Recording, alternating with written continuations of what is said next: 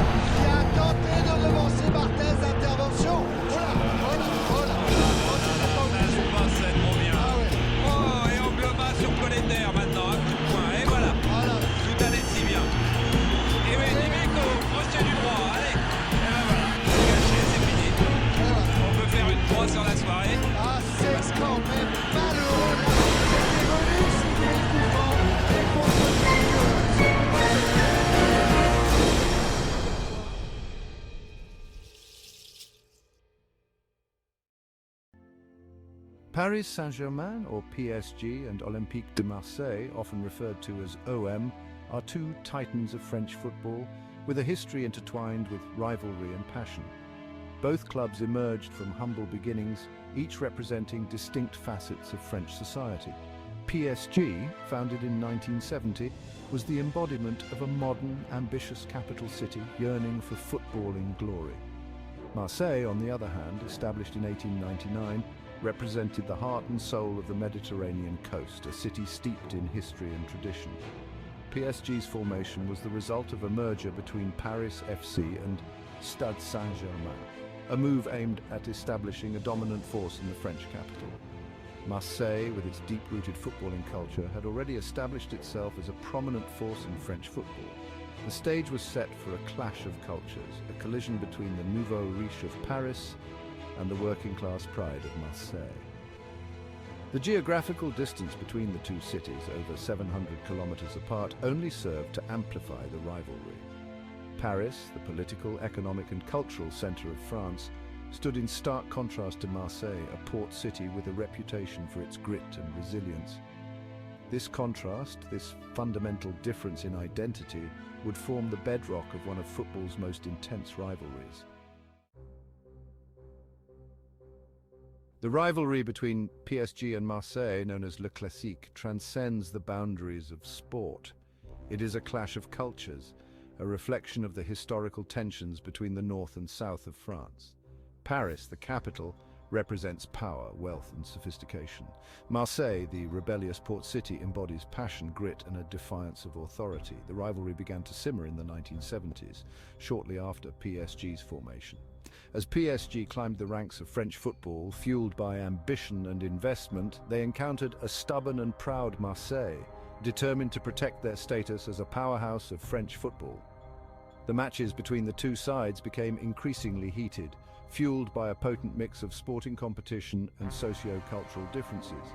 The rivalry intensified in the 1980s as both teams vied for domestic supremacy. PSG, backed by the financial muscle of Canal+, began to challenge Marseille's dominance. Marseille, fiercely proud of their history and tradition, refused to relinquish their position at the pinnacle of French football.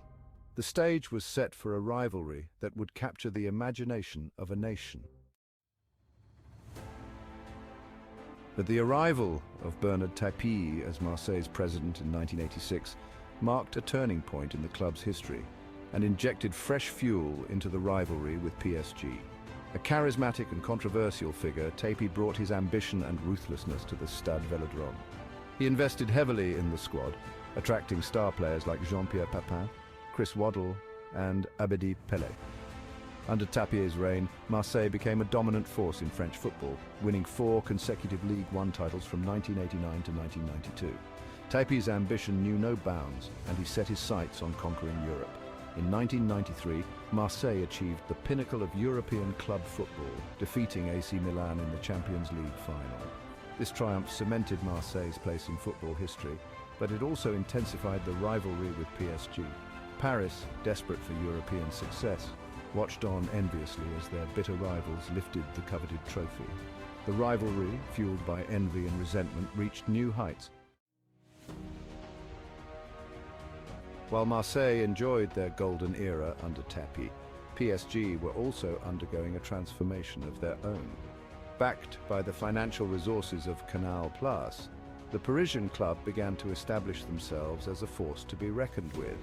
They invested heavily in talented players, attracting stars like George Weah, David Ginola and Yuri Djorkaeff, and challenged Marseille's dominance in the 1990s. Under the guidance of managers like Arthur Georges and Luis Fernandez, PSG claimed their second League One title in 1994 and enjoyed success in cup competitions, winning the Coupe de France and the Coupe de la Ligue. The Parisian club also made their mark on the European stage, reaching the final of the UEFA Cup Winners' Cup in 1996 and the semi-finals of the Champions League in 1995. PSG's rise during the Canal+ era further intensified the rivalry with Marseille.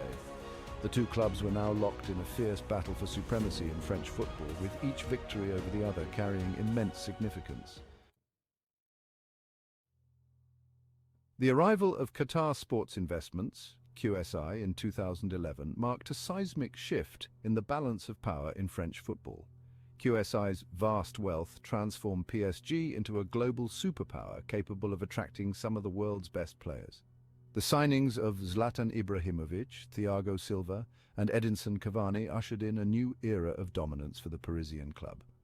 Under QSI's ownership, PSG have won several League One titles in 11 seasons, establishing themselves as the undisputed kings of French football. Their financial might has allowed them to assemble a squad teeming with world-class talent, including the likes of Neymar, Kylian Mbappe, and Lionel Messi. PSG's transformation into a global giant has further inflamed the rivalry with Marseille. The Phocéens, unable to compete financially, have watched on as PSG have become the dominant force in French football. This financial disparity has added another layer of complexity to an already bitter rivalry. The rivalry between PSG and Marseille extends far beyond the confines of the pitch.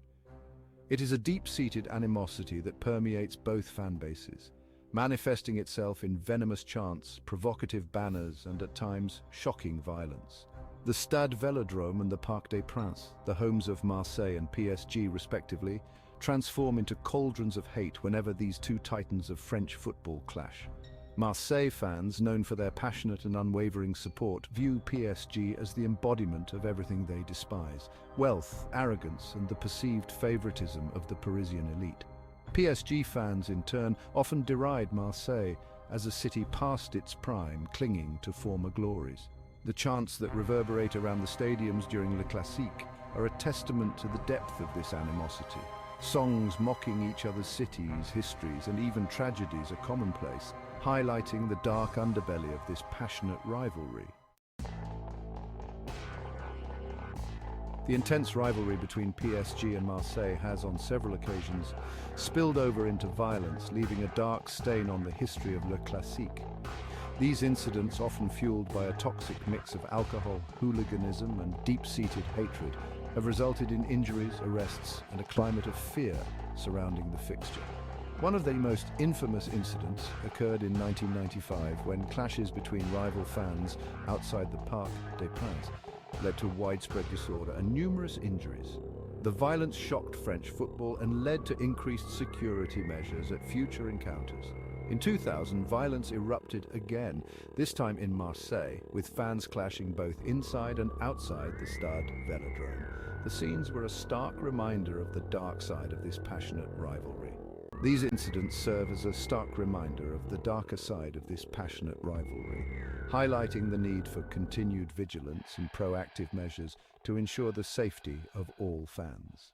Beyond the stands and the streets, the intense rivalry between PSG and Marseille has also played out dramatically on the pitch. This chapter covers the intense on-field altercations between PSG and Marseille players, moments that have added fuel to the already fierce rivalry, showcasing the passion and intensity of both teams. One of the most notable incidents was the 2020 Battle of Paris. In a match filled with tension and high stakes, tempers flared, resulting in a mass brawl that saw 5 players sent off.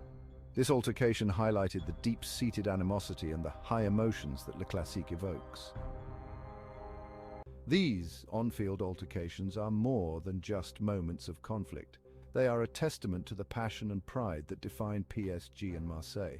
Each clash, each heated exchange adds another layer to the storied history of Le Classique, ensuring that this rivalry remains one of the most captivating in football.